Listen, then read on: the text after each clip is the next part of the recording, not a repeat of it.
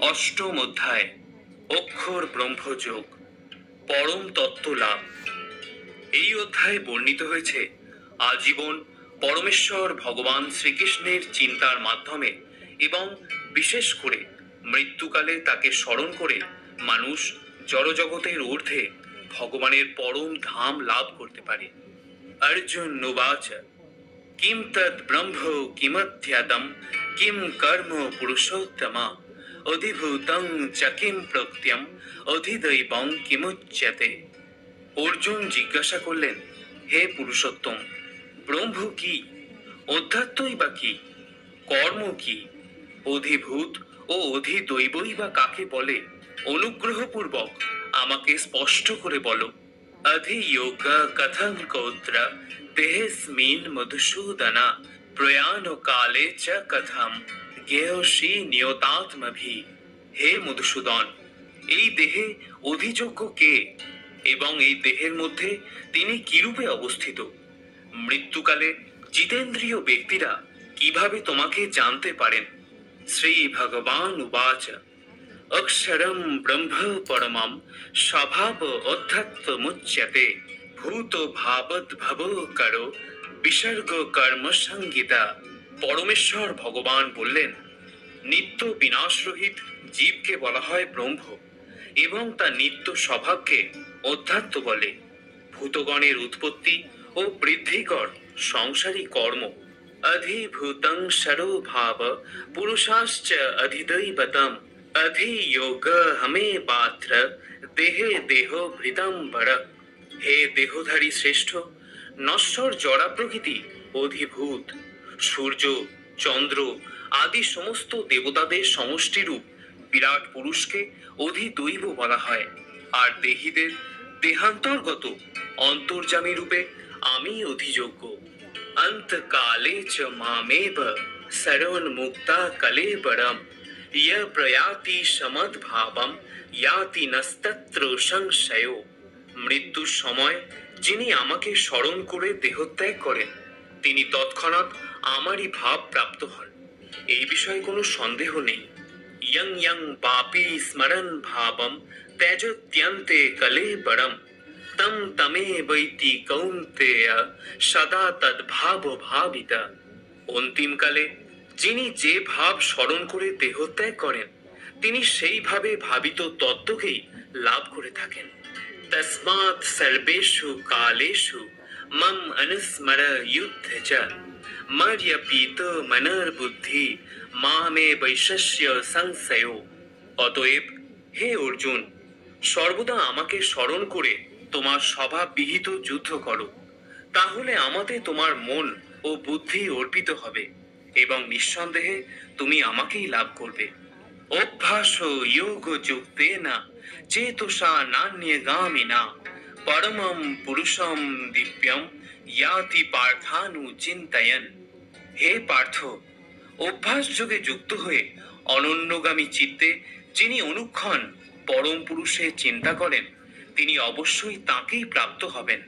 কবিম পুরাণম অনুশাসিতারম অনোর নিয়ামসম অনুস্মরেদ্য সর্বস্ব ধাতারম অচিন্ত রূপম আদিত্য বর্ণম তমসো পরস্তাৎ।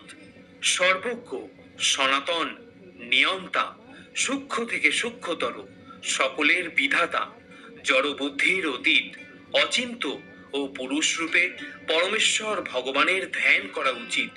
তিনি সূর্যের মতো জ্যোতির্ময় এবং এই জড়া প্রকৃতির অতীত। প্রয়াণ কালে মনুষাচলেন ভক্তাযুক্ত যোগ বলেন চৈব ভ্রুবোর মধ্যে প্রাণমাবেশ্য সম্যক শতম পরম পুরুষম উপৈতি দিব্যম।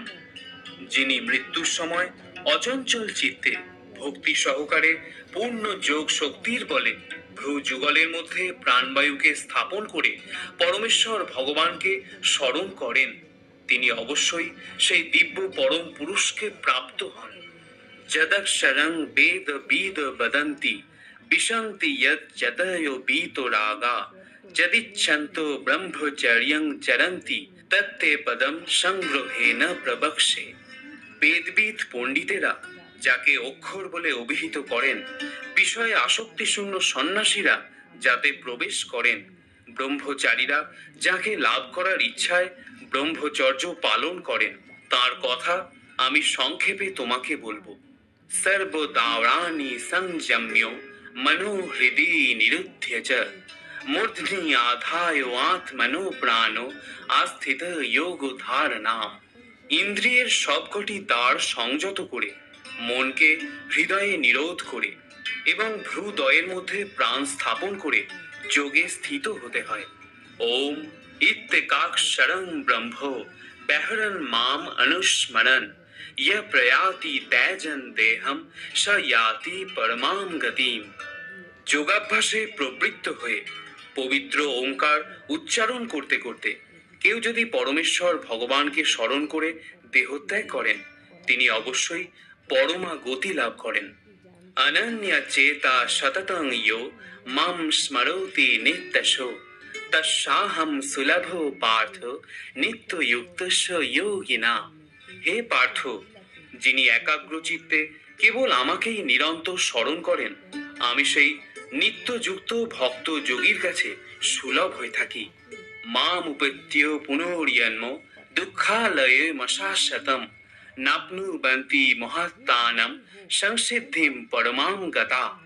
মহাত্মা ভক্তিপরায়ণ যোগীগণ আমাকে লাভ করে আর এই দুঃখপূর্ণ নশ্বর সংসারে পুনরায় জন্মগ্রহণ করেন না, কেননা তারা পরম সিদ্ধি প্রাপ্ত হয়েছেন। আব্রহ্ম ভুবনার লোকা পুনরাবর্তী নহর্জুনা মামুপেত্য তু কৌন্তেয় পুনর্জন্ম ন বিদ্যতে। হে অর্জুন, এই ভুবন থেকে ব্রহ্মলোক পর্যন্ত সমস্ত লোকই পুনরাবর্তনশীল, অর্থাৎ পুনর্জন্ম হয়। কিন্তু হে কৌন্তেয়, আমাকে প্রাপ্ত হলে আর পুনর্জন্ম হয় না। সহস্র যুগ পর্যন্ত মহর্যদ ব্রহ্মণো বিদু রাত্রিম যুগ সহস্রান্তাম তেহ রাত্র বিদো জানা। মনুষ্য মানের সহস্র চতুর্যুগে ব্রহ্মার একদিন হয় এবং সহস্র চতুর্যুগে তার এক রাত্রি হয়। এভাবেই যারা জানেন তাদের দিবারাত্রির তত্ত্ববেত্তা। অব্যক্তাদ্ব্যক্তয়োঃ সর্বা প্রভবন্তু হরাগমে রাত্র্যগমে প্রলীয়ন্তে তত্রৈবাব্যক্ত সঙ্গকে। ব্রহ্মার দিনের সমাগমে সমস্ত জীব অব্যক্ত থেকে অভিব্যক্ত হয় এবং ব্রহ্মার রাত্রির আগমে তা পুনরায় অব্যক্তে লয় প্রাপ্ত হয়। ভূতগ্রাম শয়েবায়ং ভূত্যা ভূত্যা প্রলীয়তে রাত্র্যগমেহ বশো পার্থ প্রভবত্ত হরাগমে। হে পার্থ, সেই ভূত সমূহ পুনঃ পুনঃ উৎপন্ন হয়ে ব্রহ্মার রাত্রি সমাগমে লয় প্রাপ্ত হয় এবং পুনরায় দিনের আগমনে তারা আপনা থেকেই প্রকাশিত হয়।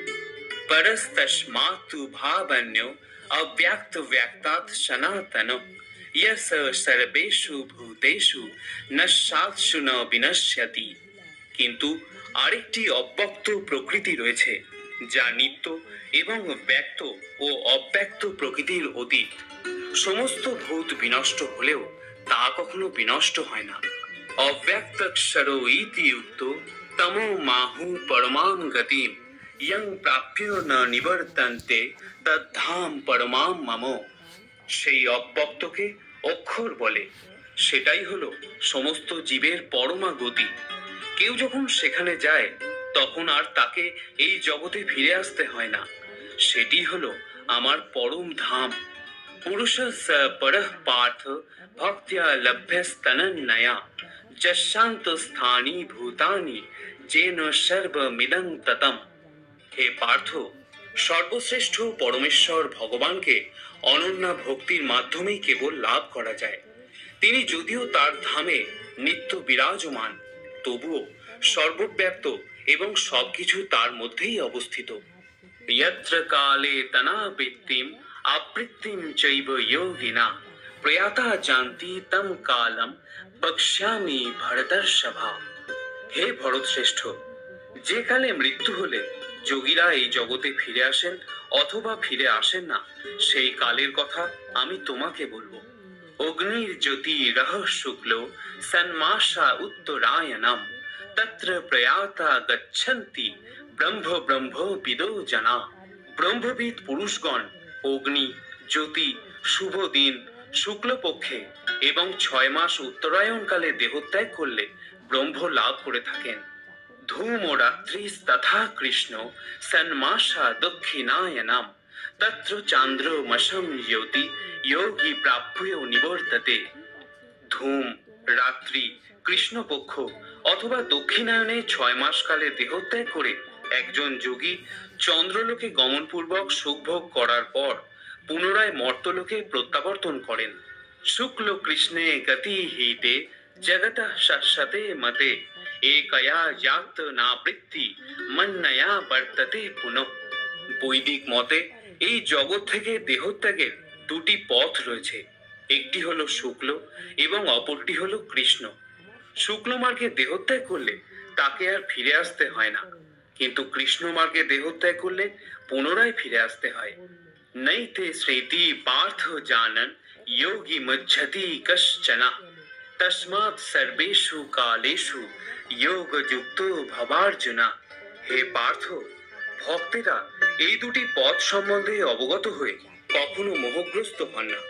অতএব হে অর্জুন, তুমি ভক্তিযোগ অবলম্বন করো। বেদেষু যজ্ঞেষু তপস্যু চৈব দানেষু যৎ পুণ্য ফলম প্রদিষ্টম অত্যতি তৎ সর্বমেদম বিদিত্বা যোগী পরম স্থানমুপৈতে চাদ্যম। ভক্তিযোগ অবলম্বন করলে তুমি কোনো ফলেই বঞ্চিত হবে না। বেদ পাঠ, যজ্ঞ অনুষ্ঠান, তপস্যা, দান আদি যত প্রকার জ্ঞান ও কর্ম আছে, সেই সমুদয়ের যে ফল তা তুমি ভক্তিযোগ দ্বারা লাভ করে আদি ও পরম ধাম প্রাপ্ত হও।